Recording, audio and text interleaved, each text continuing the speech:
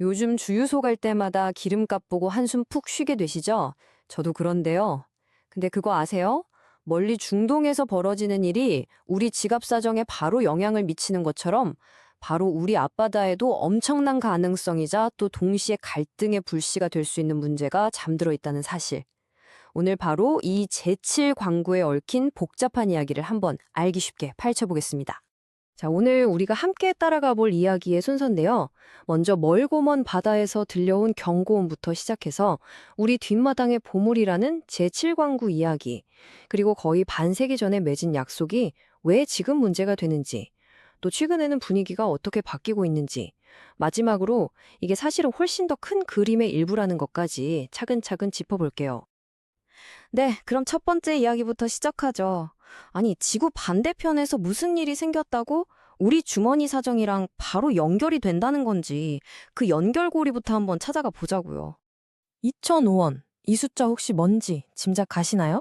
이게 바로 몇 년 전 2022년 4월 9일에 서울의 평균 경유 가격이었습니다. 와, 진짜 오랜만에 리터당 2,000원을 훌쩍 넘어서 다들 깜짝 놀랐던 바로 그 순간이었죠.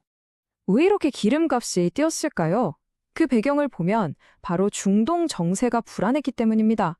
특히 우리나라의 에너지 생명선이라고까지 불리는 호르무즈 해협, 여기서 긴장감이 높아졌던 거죠. 우리가 쓰는 원유 대부분이 바로 이 좁디좁인 바닷길을 통해서 들어오거든요.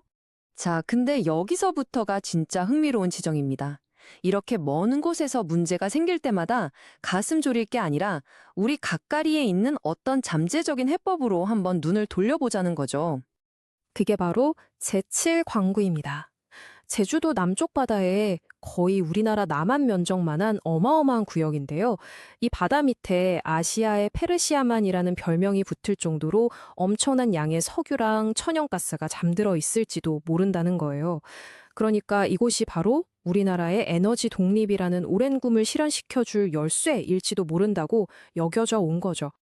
이 한마디가 상황을 아주 잘 보여주죠. 호르무즈 해협처럼 우리가 통제할 수 없는 입구가 불안하니까 제7광구라는 확실한 출구라도 우리 손으로 확보해야 한다는 겁니다. 정치권에서 왜 이 문제를 중요하게 보는지 알 수 있는 대목이에요. 그러면 이런 질문이 나올 수밖에 없어요. 아니, 이렇게 중요한 곳이면 왜 진작 개발을 안 하고 뭘 한 거냐? 그 이유가 바로 거의 50년 전에 맺은 어떤 약속 때문입니다. 자, 이 타임라인을 한번 보세요. 1974년에 한국과 일본이 한일 대륙붕 공동개발협정이라는 걸 맺습니다. 여기 같이 개발하자 하고 50년짜리 약속을 한 거죠. 그리고 1978년부터 효력이 시작됐는데요. 문제는 시계가 계속 흘러서 2028년이면 이 약속이 끝난다는 겁니다. 희망을 품고 맺었던 약속이 이제는 똑딱똑딱 우리한테 시간이 얼마 안 남았다는 걸 알려주는 시한폭탄처럼 되어가고 있는 거죠.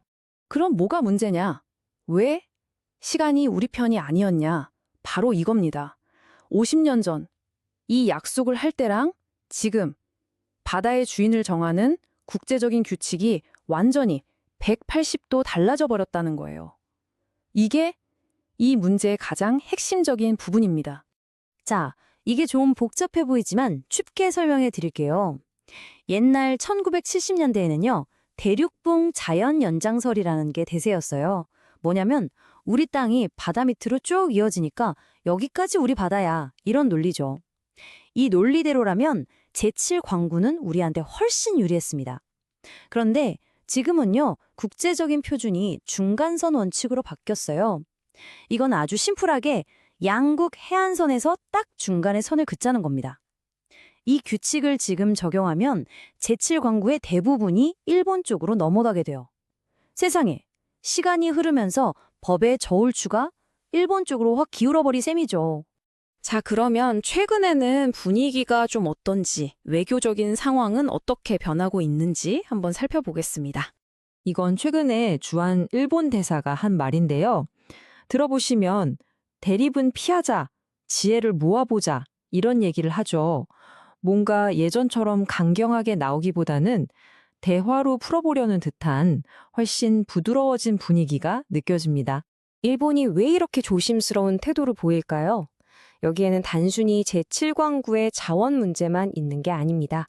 요즘 좋아지고 있는 한일 관계도 있고 또 미국까지 포함한 한미일 안보 협력도 중요하잖아요.